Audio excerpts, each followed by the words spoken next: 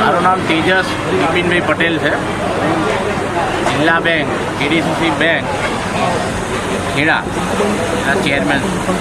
આજનો જે સરાલી ખાતે કેડીસીસી મધ્યસ્થ સહકારી બેંક અને ખેડૂતો વચ્ચેનું જે એક પ્રોગ્રામ યોજવામાં આવ્યો હતો, શું ઉદ્દેશ્યથી પ્રોગ્રામ રાખવામાં આવ્યો હતો? આજે બેંક દ્વારા વિવિધ યોજનાઓ લઈ અને છેવાડાના માનવી સુધી પહોંચવાની એક વાત લઈને આવ્યા છે.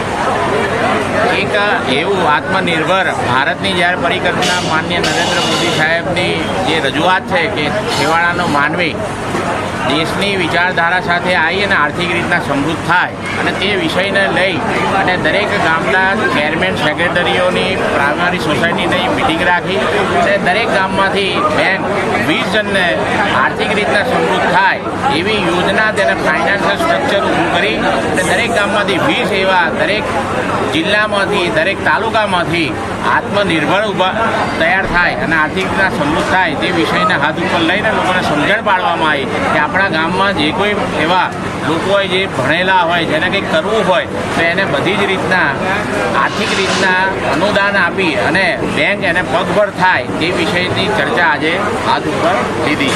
કઈ કઈ યોજના વિશે માહિતી આપવામાં આવી હતી?